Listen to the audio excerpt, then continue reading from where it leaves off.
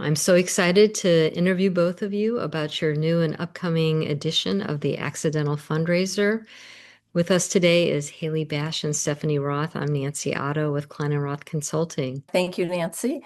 I'm Stephanie Roth. I am the Roth of Klein and Roth Consulting, and I have been involved in a variety of causes, social justice, racial justice, gender and environmental justice, for about 40 years. I'm Haley Bash. I am the founder and executive director of Donor Organizer Hub, and I have been a grassroots fundraiser for the past 15 years. I actually became a fundraiser myself as a volunteer, stumbling upon the first edition of the Accidental Fundraiser. I was a part of a group of white people that were raising for Black and brown-led organizations in the Bay Area, and I had never fundraised before in my life. And the book walked me through how to build a team, how to think about different strategies. And, fast forward 15 years later, I train and coach everyday people to fundraise for causes that they care about. And who's the intended audience for this book? Even though the book was written primarily for volunteers, and that includes board members, often board members are asked to participate in fundraising and they're not sure where to start. What are the most important skills required for successful fundraising? Fundraising is certainly a learned set of skills that are very easy to learn. And that some skills, like the willingness to ask someone for money, is something that all you have to do is translate what is it like to ask someone for anything, to see if they want to go out to dinner, to see if they want to join you in a demonstration, to see if they want to just participate in something. We usually have an easy time with that. So just add money to that does tend to make people very nervous, but it's not a hard skill, right? It really just takes a little bit of courage, but not that much. Another really important skill, I think, and writing this book, I think I became aware of it more and more, is to be able to be well organized.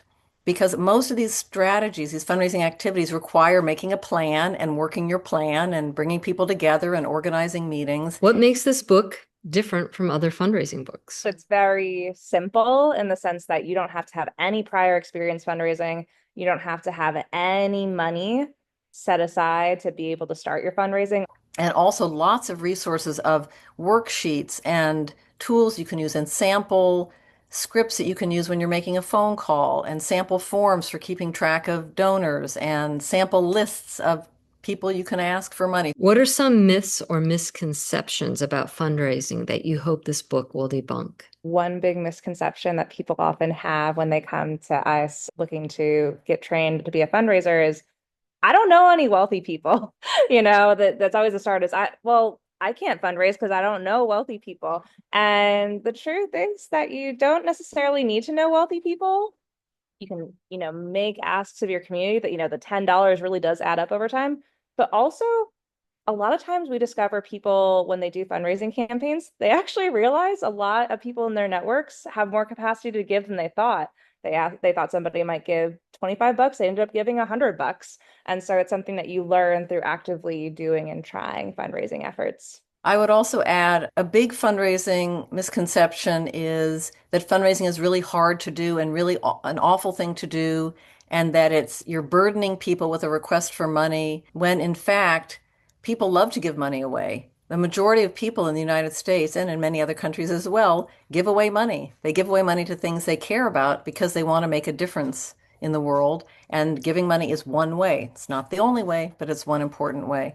What are the top 3 takeaways that you hope people will get from reading this book? I would say my top three are: one, that anyone can raise money, and that the main quality for a fundraiser is that they believe in the cause that they're raising money for. The second takeaway is that fundraising is a team sport. You really need to bring a group of people. It could be a small group, but you really need a group of people working together towards a common goal. And the third takeaway is it's really important to treat the people you're soliciting for support and the people who give you money as whole people and not just the money they can give, the check they can write, if anyone ever writes checks anymore.